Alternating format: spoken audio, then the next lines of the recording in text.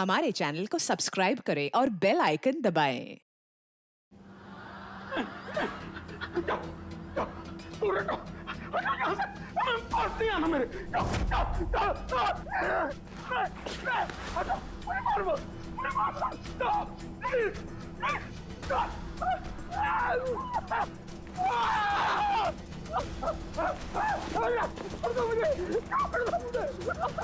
जाओ यहाँ से, मेरे पास मत आना, जाओ, जाओ यहाँ से, मुझे मत मारो, छोड़ दो, प्लीज, मुझे मत छोड़ दो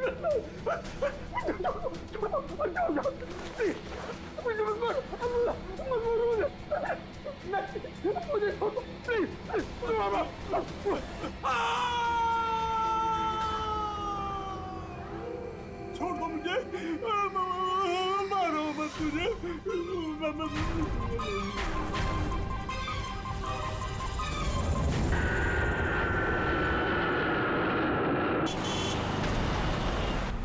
थोड़ा जल्दी चलाओ।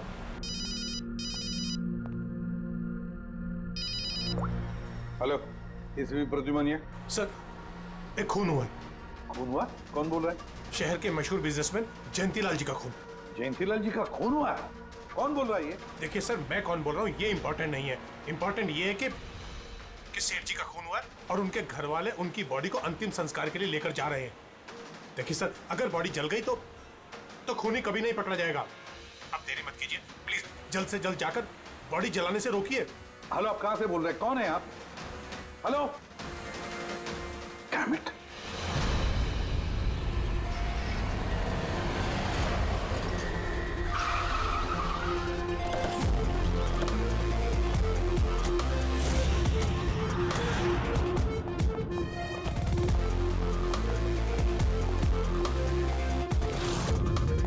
अरे कौन है आप लोग? ऐसे कैसे घर में अंदर आ रहे हैं? हम लोग सीआईडी से हैं। घर के सारे लोग कहाँ हैं? सर वो लोग तो सांप की बॉडी लेकर शमशान घाट गए हैं। शमशान घाट गए?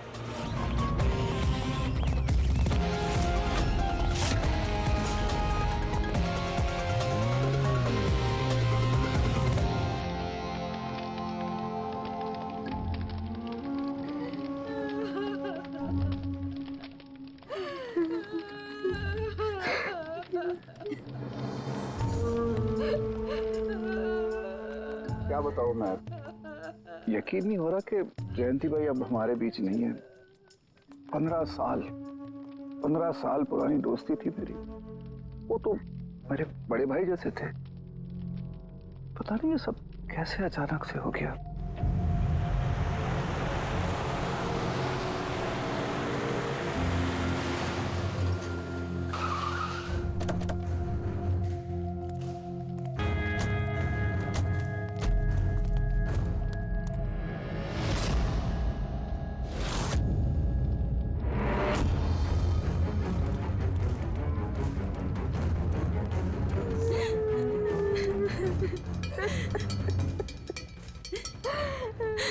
चुप हो जाओ। Excuse me.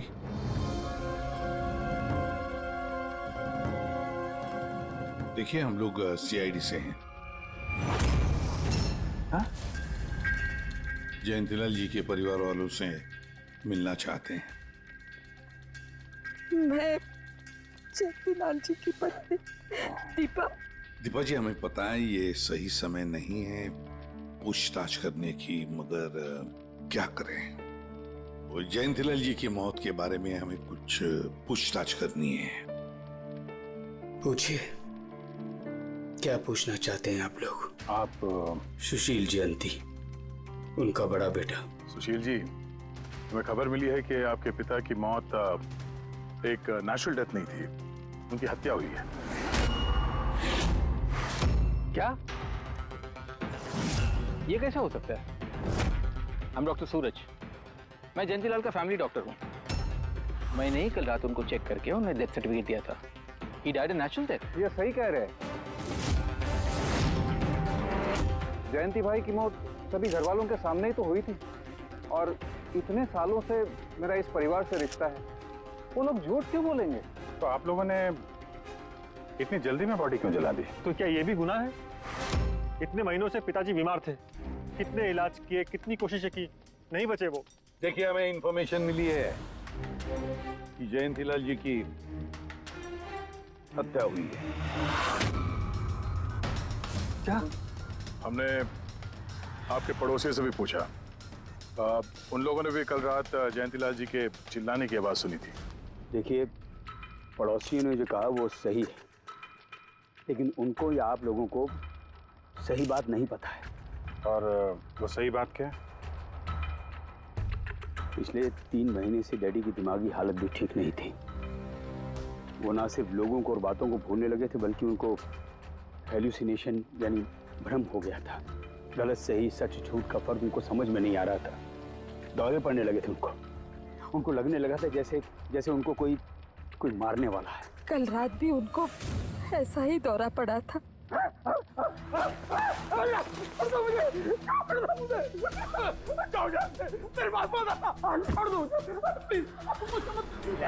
शांत, कूल। इंजेक्शन गई था। Fast, come fast. डैडी, शांत, रिलैक्स। कुछ नहीं होगा। बच्चों की तरह क्यों जिद कर रहे हो? सुशील जी, उनका स्लीव ऊपर करो। जाने दो, मुझे मारो। बस।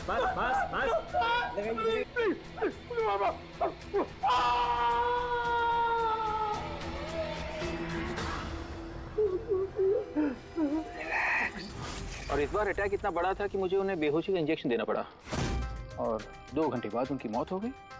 मैं आपको सारी डिटेल्स दे सकता हूँ, उनकी मेडिकल रिपोर्ट्स, मेडिकल हिस्ट्री, दवाइयाँ, सब कुछ दे सकता हूँ मैं आपको। हो गई तसल्ली आपको?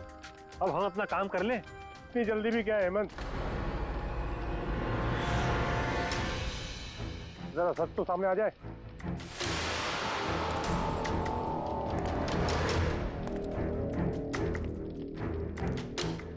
आप सर, मेरा नाम मोहन है। मैं जयंतीलाल जी का वकील। मैंने आपको फोन किया था सर। मोहन जी, आपको ऐसा क्यों लगता है कि जयंतीलाल जी की हत्या हुई है? मेरे शक की वजह है उनकी वसीयत। लेकिन ऐसा क्या है इस वसीयत में? सब कुछ, कि उनकी जायदाद में से किसको कितना हिस्सा मिलेगा। उससे क्या फर्क पड़ता है? हम सब एक फैमिली हैं। किसी को छोटा, किसी को बड़ा शेयर मिलेगा, यही ना? दैट्स ओके, कोई फर्क नहीं पड़ता है। अगर जयंतीलाल जी की मौत नेचुरल ना होकर मर्डर साबित हुई तो आप में से किसी को भी उनकी जायदाद का कोई हिस्सा नहीं मिलेगा। Nothing at all. ऐसे कैसे हो सकता है? मुझे बराबर याद है कि 1 साल पहले उन्होंने मेरी सलाह लेकर ही ये वसीयत बनाई थी और उसमें तो ऐसा कुछ भी नहीं लिखा था। दीपा जी, 3 महीना पहले उन्होंने नई वसीयत बनवाई थी। ये क्या बोल रहे हैं आप? ये कैसे हो सकता है? ये सब कुछ बकवास है। अरे पिताजी आपको कब मिले? आप तो 3 महीने से हमारे घर पे आए नहीं और पिताजी भी 3 महीने से घर के बाहर निकले ही नहीं। तो फिर? हेमंत, वो खुद मेरे ऑफिस में आए थे 3 महीना पहले। मैं अब जिंदा नहीं रहूंगा। आप क्या कह रहे हैं सर? कोई मेरी जान लेना चाहता है, मुझे मार डालेगा। सर, कैसी बात कर रहे हैं आप? कौन है जो आपको मारना चाहता है? कोई अपना, मेरे परिवार के सदस्यों में कोई है। मुझे पूरा यकीन है कि मैं अब चंद दिनों का मेहमान हूं। सर, कौन है वो? कहा ना, कोई अपना। क्या सोच रहे हो? पुलिस के पास जाऊं? यही कहना चाहते हो? सर, मैं पुलिस को खबर करूं? नहीं, पुलिस वाले भी अब मुझे पागल समझेंगे।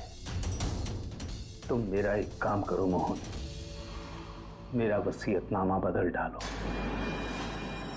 अगर मेरी मौत हो जाती है और मौत के बाद ये साबित होता है कि उसका कारण मेरा परिवार है, तो मेरा बिजनेस, मेरा पैसा, मेरा कुछ भी परिवार के किसी भी सदस्य के नाम नहीं होगा।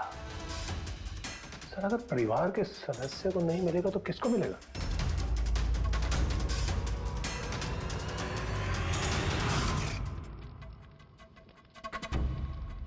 हमें नहीं तो किसे मोहन? जायदाद किसको मिलेगी? और सीआईडी को।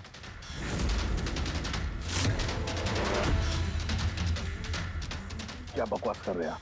जी सर, अगर जयंतीलाल जी की मौत हत्या साबित होती है तो उनकी सारी जायदाद जो कि लगभग 5,000 करोड़ है वो सीआईडी को और पुलिस वेलफेयर डिपार्टमेंट को मिलेगी। ये क्या मजाक कर रहे हैं आप?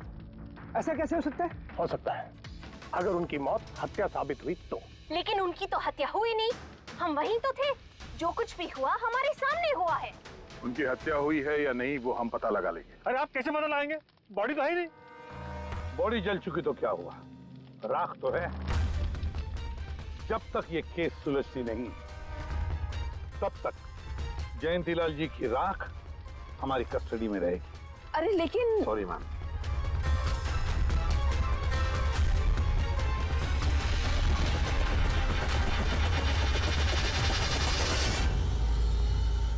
मोहन जी, सर जरा बताइए, क्या जयंतीलाल जी ने खुद आपसे कहा था कि उनके परिवार वालों में से कोई है जो उनकी जान लेना चाहता है?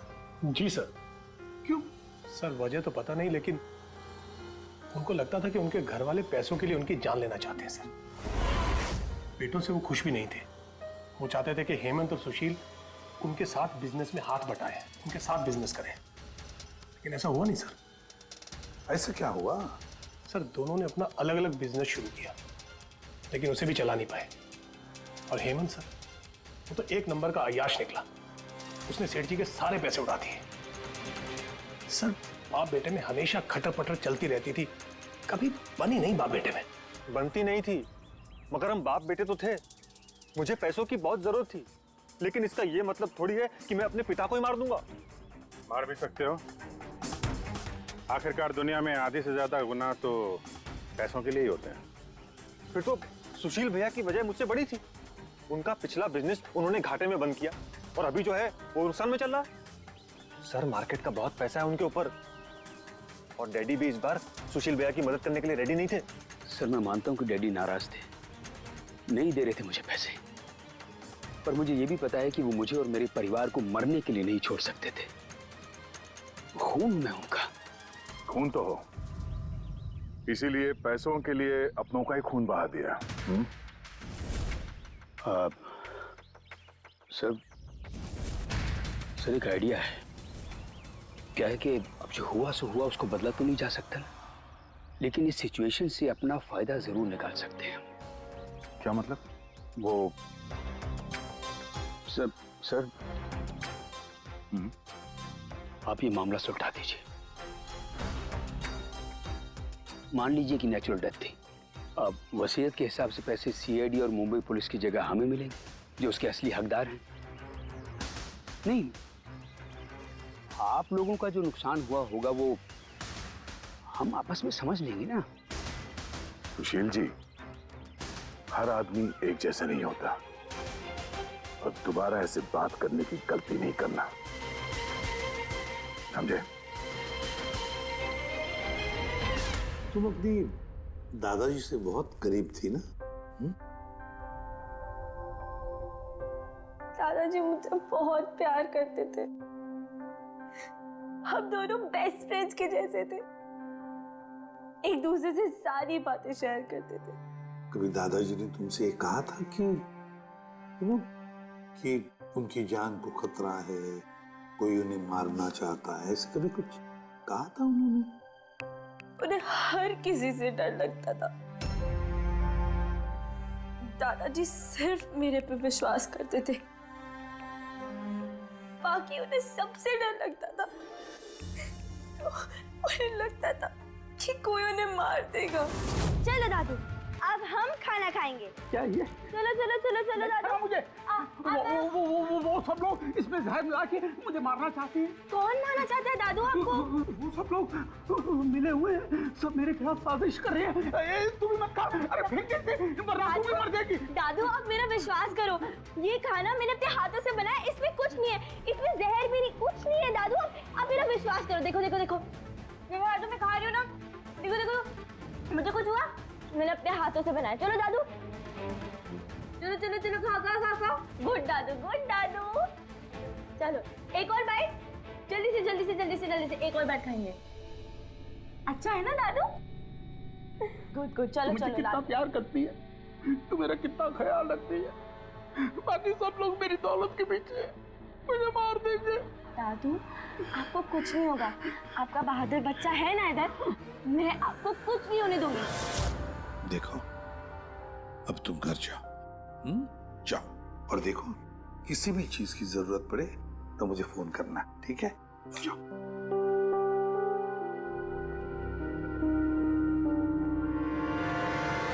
हाँ के बता, क्या निकला राख में से? बॉस, राख में से बड़ी जबरदस्त बात निकली है। हालांकि इस राख ने मुझे कम परेशान नहीं किया, लेकिन मैंने भी इसका मुंह खुलवा ही लिया, है ना? तो फिर बता दे यार। बताता तारिका। हाँ सर, हमने इस राख का स्पेक्ट्रोस्कोपी टेस्ट किया। फिर रिपोर्ट से बात साबित हो गई है बॉस कि जयंतीलाल की मौत नेचुरल नहीं है, जयंतीलाल को मारा ही गया। क्या कहा तुमने? जयंतीलाल की मौत नेचुरल डेथ नहीं थी? नहीं। कैसे सालुंखे, कैसे मारा? लार्सनिक से। लार्सनिक? जयंतीलाल की राख में हमें लार्सनिक मिला है बॉस। राख में से लार्सनिक? सर कुछ केमिकल्स और हेवी मेटल्स, धातु ऐसे होते हैं जो जलने पर भी नहीं खत्म होते। लार्सेनिक उनमें से एक है, इसलिए लाश के पूरी तरह जल जाने के बावजूद उसमें मौजूद लार्सेनिक जलाने और राख में ऐसे ही रहा। लेकिन एक बात समझ में नहीं आ रही है सालुंखे, कि अगर जयंतीलाल की मौत लार्सनिक की वजह से हुई है तो फिर उसके फैमिली डॉक्टर सूरज को ये पता कैसे नहीं चला? पता कैसे नहीं चला? उसने नेचुरल डेथ का सर्टिफिकेट इश्यू किया ही कैसे और क्यों? बॉस, अगर लार्सनिक जैसा जहरीला केमिकल इंसान के शरीर में एक साथ बहुत ज्यादा मात्रा में पहुंचा दिया जाए तो इंसान की तुरंत मौत हो जाती है, लेकिन अगर यही जहर धीरे धीरे थोड़ी थोड़ी मात्रा में उसके शरीर में पहुंचाया जाए तो उसकी मौत एक साथ एकदम नहीं होती है। पहले उसकी याददाश्त जाती है, फिर उसे अजीब अजीब से सपने आने लगते हैं, उसे हेलुसिनेशन होने लगता है, भ्रम होने लगता है, फिर पागलपन के दौरे पड़ते हैं। और जयंतीलाल के साथ ये सब कुछ हो रहा था। लार्सनिक? जी हाँ, लार्सनिक। और इससे ये साबित हो गया कि जयंतीलाल जी की मौत बीमारी से नहीं बल्कि उनका खून किया गया। लेकिन ये किया किसने? वही पता करने हम लोग यहाँ हैं। अभिजीत, जयंतीलाल जी का कमरा चेक करना पड़ेगा। Okay sir.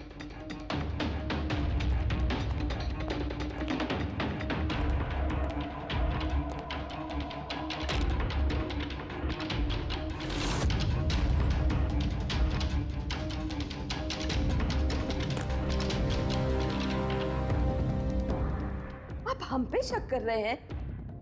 आपने ऐसे सोच भी कैसे लिया कि हम लोगों में से कोई ऐसी घिनौनी हरकत कर सकता है? ऐसा कुछ नहीं है माँ, ये सब इनकी चाल है। डैडी की प्रॉपर्टी इन्हें मिल जाए इसके लिए मनगढ़ंत कहानी बना रहे हैं ये लोग। बकवास मत करिए सुशील जी, दोबारा ऐसा बोला ना अंदर डाल दूंगा।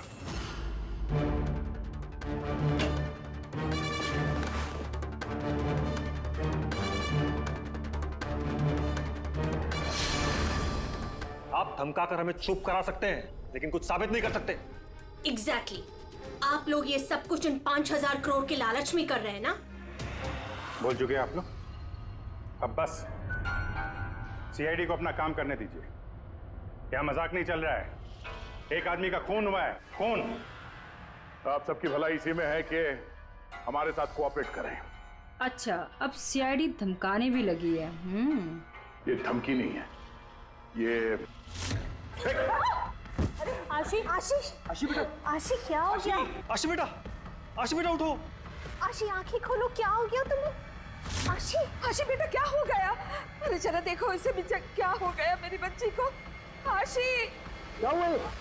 आंखें खोलो, हो गया। आशी बेटा, आशी बेटा, आशी आशी।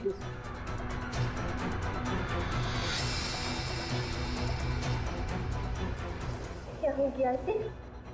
आशी, इसे हॉस्पिटल ले जाना पड़ेगा फौरन। हाँ पंकज, क्या? माय गॉड, ये अच्छा ठीक है। क्या हुआ? ये डॉक्टर सूरज ने आशी के कुछ टेस्ट किए थे, पता चला कि उसके खून में भी लार्सेनिक है। लेकिन सर, लार्सेनिक आशी के खून में पहुंचा कैसे होगा? सर ऐसी कोई कॉमन चीज जो जयंतीलाल जी और आशी दोनों के कांटेक्ट में आई हो? खाना। अब आशी ने बताया था ना कि कुछ दिनों से जयंतीलाल जी का खाना वो खुद टेस्ट कर रही थी। नहीं बस खाना नहीं, ये कुछ और है। ये सालों के साथ ये आपको कैसे पता चला? बताता हूं, बस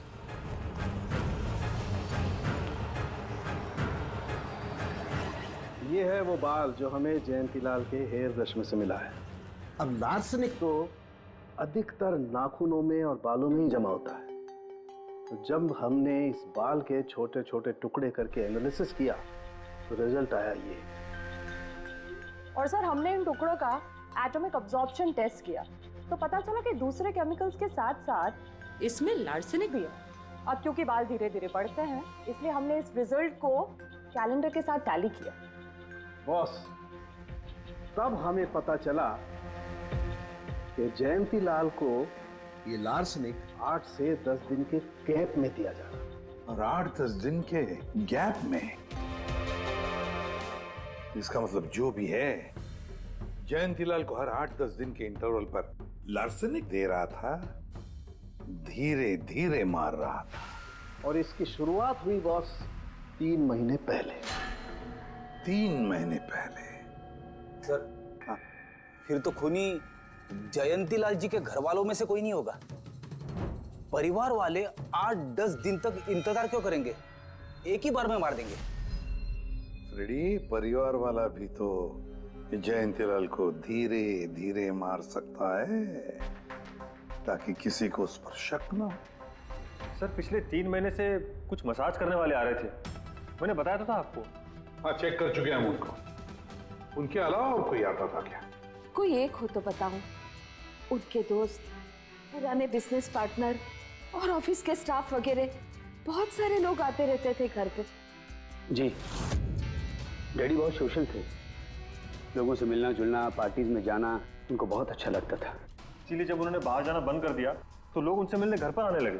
लेकिन इन लोगों को हम अच्छी तरह से जानते हैं सर, इनमें से कोई ऐसा नहीं कर सकता है। भाभी देखिए ना, ये कैसा निशान लगा है। 4 बार धोया, 4 बार छुटाया, फिर भी नहीं हट रहा। अरे ठीक से धो ले, साफ हो जाएगा। अरे भाभी कितनी बार रगड़ा, नहीं जा रहा। और जाएगा भी नहीं, क्योंकि ये दाग खून का है। खून? जी हाँ। सुनिए, आपके कुर्ते पे ये खून का दाग कहाँ से आया? आपको कहीं चोट लगी है क्या? क्या हुआ आपको? मुझे नहीं पता। अरे मुझे मेरे कुर्ते पर कहाँ से आया? मैं खुद हैरान हुआ था कल जब मैंने इसे देखा। तो कल लगी आपको ये चोट? नहीं, मुझे कोई चोट नहीं लगी। हाँ, जब मैं कल लोगों से मिल रहा था तब ये खून का दाग लगा मुझे।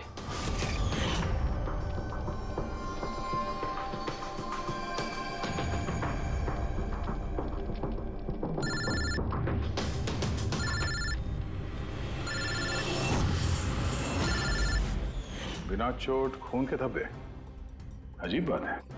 वही तो। और कुछ हुआ था कल? कोई खास बात? नहीं सर, और कोई खास बात नहीं।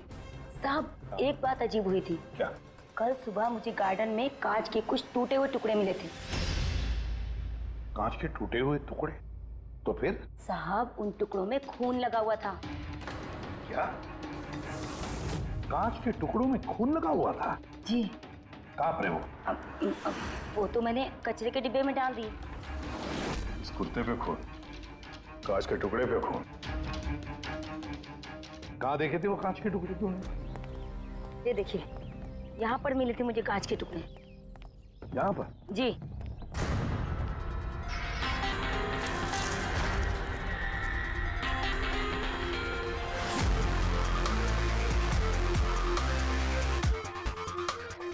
टूटा हुआ बल्ब है सर। बल्ब का टुकड़ा मिला क्या उसको? काम करो अभिजीत, इस घर में जितनी भी लाइटें हैं, लैंप्स हैं, सब चेक करो, देखो कोई बल्ब गायब है क्या।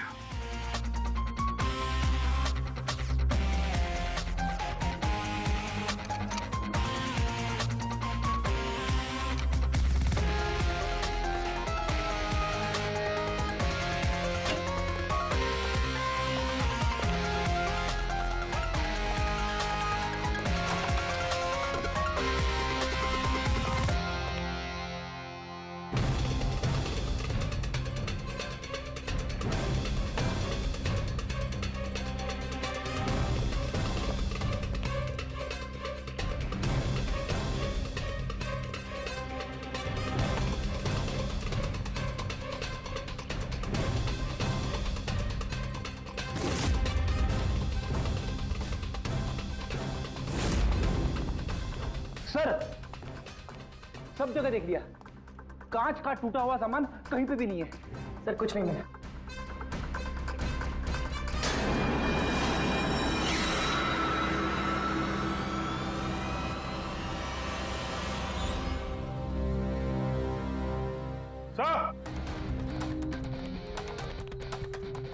हाँ जी, ये सही, ये देखिए, यहाँ का बल्ब गायब है।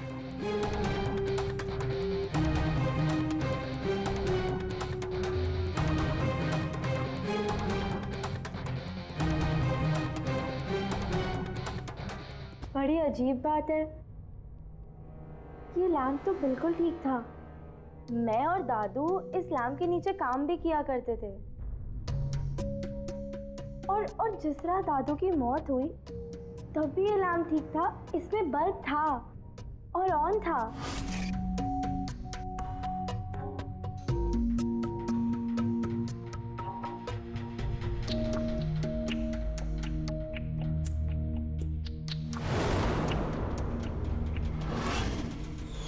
तो फिर इस लैंप से बल्ब अचानक गायब कैसे हो गया?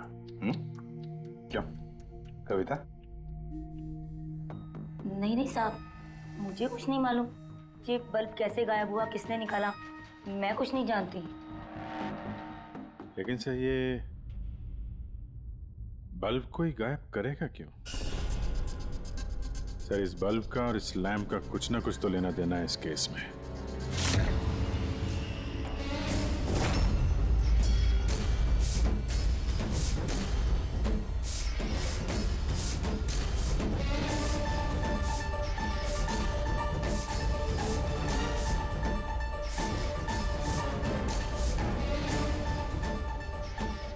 बॉस, ये धब्बे देख रहे हो?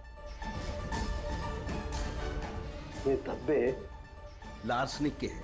लेकिन ये लार्सनिक के धब्बे पूरे लैंप पर कैसे है? बॉस, हुआ ये होगा, खूनी जयंतीलाल जी के घर पे आता होगा हर 8 या 10 दिन में। नमस्ते साहब। साहब ऊपर है अपने कमरे में।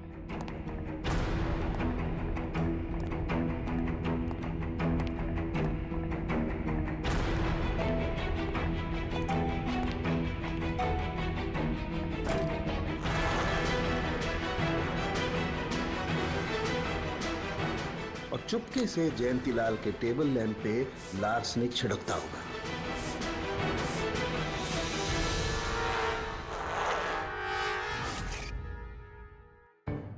शायद जयंतीलाल जी हमेशा इस टेबल पर बैठ करके काम किया करते थे।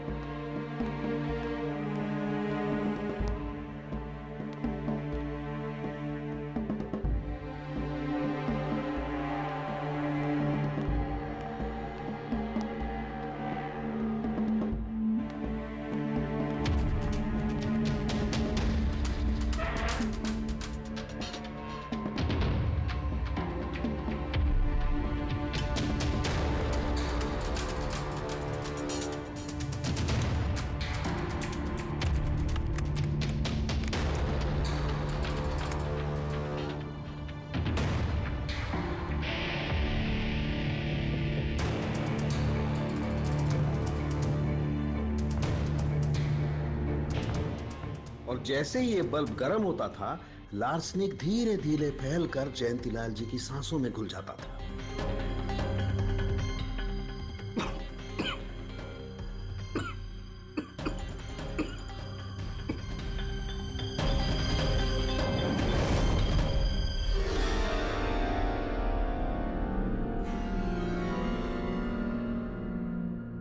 सालू के साथ आशी को लार्सेनिक का इतना असर क्यों नहीं हुआ?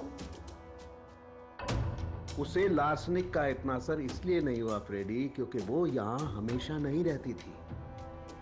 कभी कभी आती थी अपने दादाजी के पास।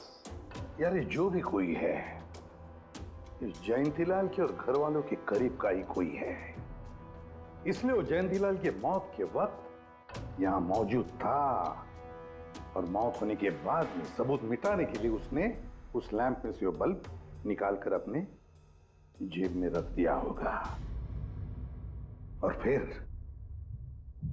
सभी घर वालों से मिलते वक्त सुशील जी को भी अपने गले लगा लिया। जैसे सुशील को उसने गले लगा लिया, उसके जेब में जो उसने बल्ब छुपा के रखा होगा वो फूट गया, जिसकी वजह से उसके कमर में जख्म भी हुई, और उस जख्म से जो लहू निकला, जो खून निकला, वो सुशील के कपड़ों पर आया। मतलब सर, खूनी घर वालों में से कोई होगा? नहीं फ्रेडी, घर वाला तो नहीं लगता, और घर वाला होता तो बस जेब में रख के थोड़ी ना घूमता। ये तो कोई ऐसा आदमी है जिसके पास वही एक मौका था सबूत मिटाने का, वो चंद मिनट। घर वाला तो कभी भी निकाल लेता। सर उस दिन तो कितने लोग आए थे यहाँ, खूनी का पता कैसे चलेगा? सर उस दिन मीडिया के लोग भी आए थे, कौन आया कौन गया ये सब रिकॉर्ड तो किया ही होगा उन लोगों ने। तो चलो देख लेते हैं किस किस ने सुशील जी को गले लगाया था।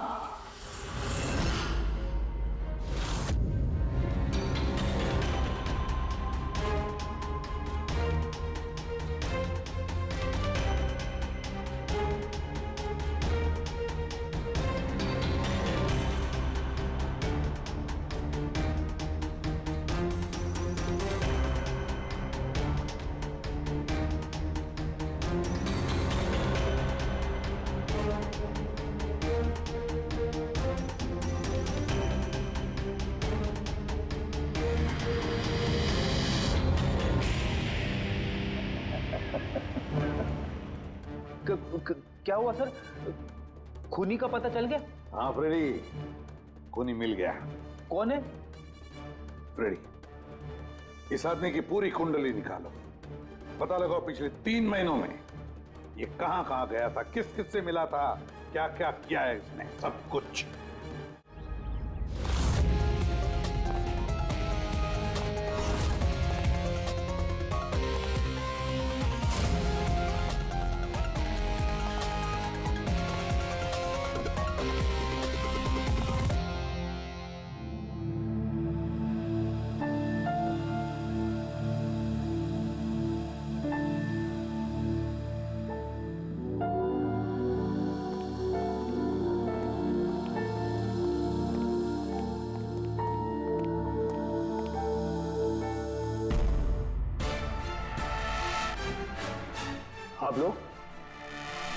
आप लोग फिर यहाँ हैं?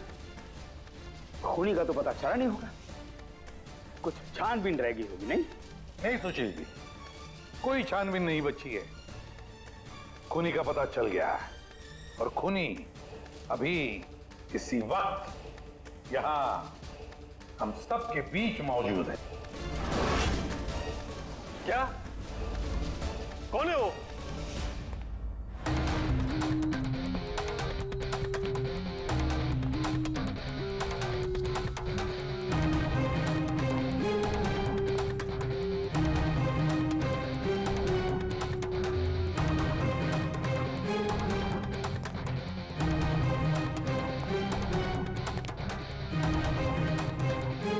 अरविंद जी,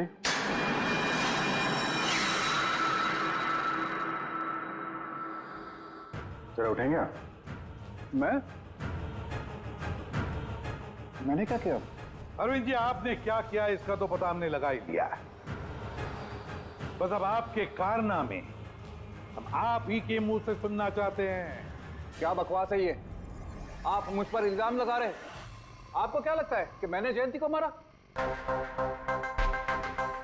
अभिजीत, मौका मिला था, मान जाते तो सबके सामने कपड़े नहीं उतरते। तेरा एक कुर्ता उठाना।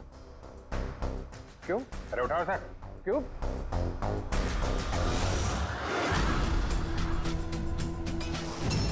क्या है ये? निशान कैसा है? हाँ? कौन सी भाषा बोल रहे हो तुम? हिंदी में बोलो, हिंदी में। मातृभाषा है हमारी। भूल गए क्या? याद दिलाओ। हाँ? नहीं सर,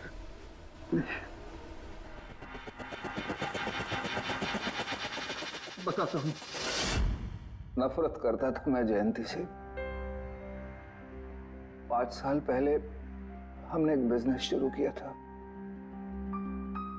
आज ये इतना बड़ा 5000 करोड़ का एम्पायर है ना, वो मेरे मेहनत की कमाई थी। मैंने अपनी जिंदगी की सारी जमा पूंजी इस बिजनेस पे लगाई थी, पर जयंती की नीयत में खोट थी। उसने मुझे धोखा दिया, मुझे मेरी कंपनी से निकाल दिया। तब मैंने सोचा कि जब मौका मिलेगा तो मैं इसका हिसाब चुकता करूंगा। और वो मौका तुम्हें मिला 3 महीने पहले एडवोकेट मोहन के ऑफिस में, जहां पर जयंती लाल जी भी आए थे और तुमने चुपके से उन दोनों की बातें सुन ली थी। अगर मेरी मौत हो जाती है और मौत के बाद ये साबित होता है कि मेरी किसी ने हत्या की है, तो मेरा बिजनेस, मेरा पैसा, कुछ भी मेरे परिवार के किसी भी सदस्य को नहीं मिलेगा। सर, अगर परिवार के सदस्य को नहीं मिलेगा तो किसको मिलेगा? CID को, जो मेरा मर्डर इन्वेस्टिगेट करेगा। मुझे लगा अच्छा मौका है, जयंती लाल को मारूंगा मैं और शक जाएगा उसके परिवार पर। और इसीलिए तुमने जयंती लाल की तरफ दोस्ती का हाथ बढ़ाया, एक नया प्रपोजल लेकर। क्यों? मेरे दिमाग में एक आइडिया था जिसके लिए मेरा उसके घर बार बार जाना जरूरी था।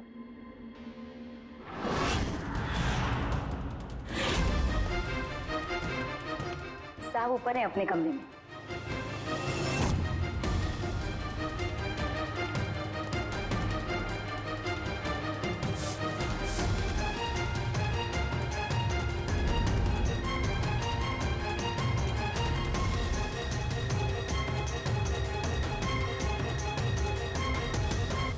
लेकिन ACP साहब, आपको इन पे शक कब हुआ?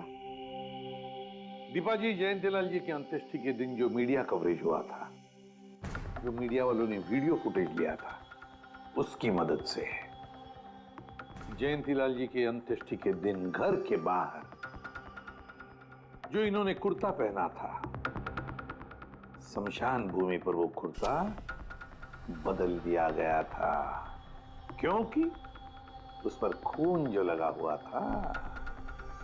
क्यों Arvind ji?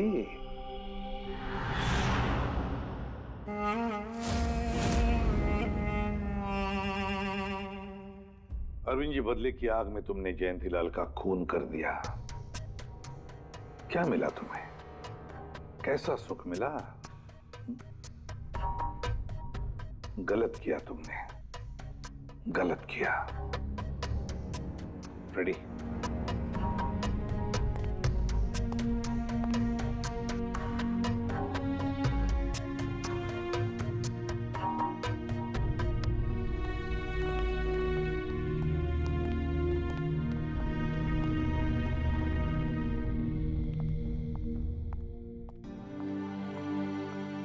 Thank you sir, thank you very much, and we are sorry, हम लोगों ने आपको काफी बुरा भला कहा।